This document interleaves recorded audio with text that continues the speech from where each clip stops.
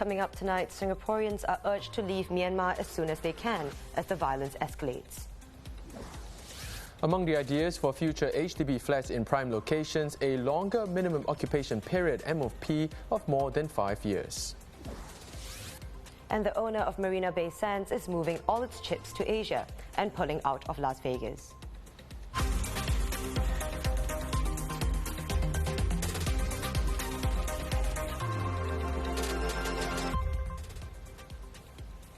Good evening, I'm Chow Suen. This is the Straits Times Newsnight. I'm Dylan Ang.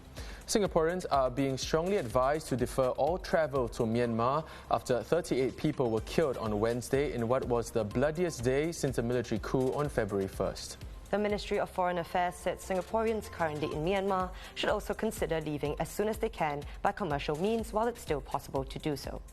It also urged Singaporeans in Myanmar to immediately e-register at this website to enable the ministry and the Singapore Embassy in Yangon to stay in touch with them and render the necessary consular assistance in case of emergencies. The website address is eregister.mfa.gov.sg. In Myanmar today, hundreds of mourners in Mandalay attended a funeral held for a 19-year-old protester shot in the head and killed in Wednesday's crackdown. Pictures of Angel before she was shot show her clad in a t-shirt with the phrase "Everything will be okay." The images went viral on social media and have since become a symbol of defiance. Before the police assault, Angel could be heard on video shouting "We won't run" and "Blood must not be shed." You can read more about the situation in Myanmar on straitstimes.com. In news closer to home, owners of future HDB flats built under Singapore's new housing model in prime areas may see a longer minimum occupation period, more than the current 5 years. That's one of the ideas being considered to ensure that flats in prime locations, such as the city centre and the Greater Southern Waterfront, remain inclusive and affordable for all Singaporeans. Now, many ideas have surfaced during our engagements, and there have been lots of commentaries in the media and in professional groups. For example, imposing a longer minimum occupation period, or restrictions on renting out these flats, or ring-fencing the pool of subsequent buyers. We also received many other very good suggestions from experts, commentators, researchers, professionals, sociologists, members of the public, and so on. And we welcome people to continue sending them these ideas. So it is a balancing act, and we're still carefully studying the possibilities. We will continue to engage Singaporeans to find the right balance before announcing more details. From future HDB towns to the wider economy, Singapore is setting its sights on a green future. And today we heard about those plans in more detail of how the country intends to achieve them. In the next 50 years, we will have a chance to turn this little red dot into a bright green spark.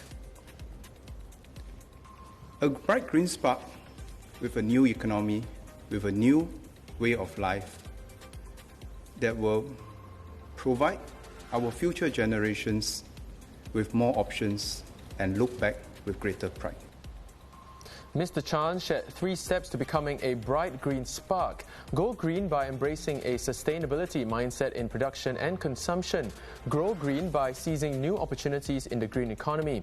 And glow green by being an inspiration to the world, demonstrating how a dense urban society can use its resources sustainably.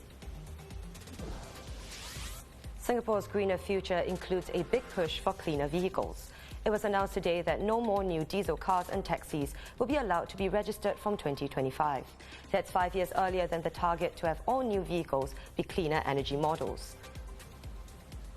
And to encourage the adoption of electric vehicles, 60,000 charging points will be built in public car parks and private premises by 2030, with Singapore aiming to have at least 8 EV-ready towns by 2025.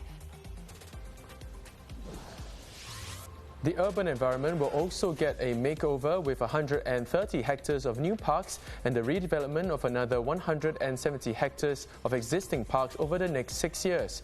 And by 2030, every household will be within a 10-minute walk from the park, as park connector networks will be expanded by 500 kilometers. That's good to know for cyclists like myself. Can't wait to see it.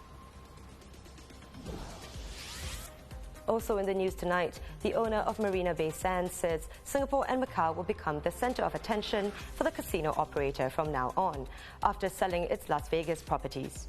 It's exiting the US gambling hotspot after 3 decades and refocusing the company on its resorts in Asia, which generated 85% of its revenue in 2019.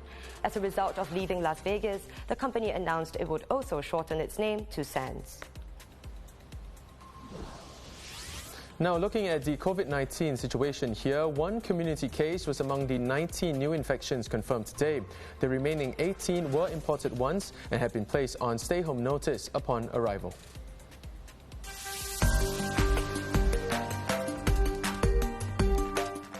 Trending on social media today, the third-time charm did not appear to work for Elon Musk's Starship rocket until it wasn't.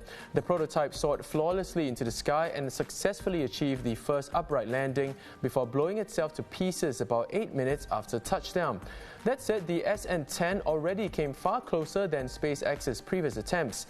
In a tweet responding to an admirer of his work, Musk replied, "RIP SN10, honorable discharge. Better luck next time, I guess." Speaking of explosions, one family here saw a glass shattering on the final day of the Chinese New Year. Posting on Facebook, Ms. Eldora Lai shared footage of the tempered glass sliding door in her home shattering suddenly, exploding into many little pieces. She said that thankfully no one, including her children, were at the scene when the incident occurred. Since posting the footage online, Ms. Lai's Facebook post has garnered considerable attention, with many expressing relief that no one was hurt. Over in sports, 7 NBA players have tested positive for COVID-19 in the past week. They were among the 456 players tested by the league. Now, though the league does not identify players' results, any player who tests positive is immediately isolated or quarantined until they are cleared. The most recent outbreak issue came with the postponement of the scheduled Toronto Raptors home game against the Chicago Bulls, because the Raptors did not have the minimum number of players available to contest.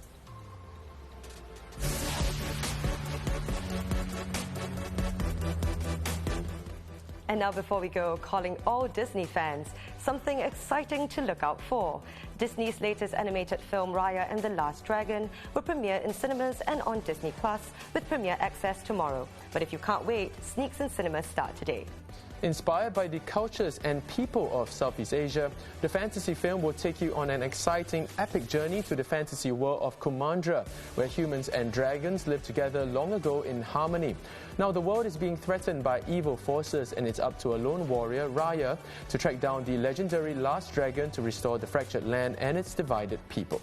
I cannot wait to see this. The trailer looks epic. And that wraps up the Straits Times Newsnight. Do visit straitstimes.com to see more news and videos. Have a great evening. We'll see you tomorrow.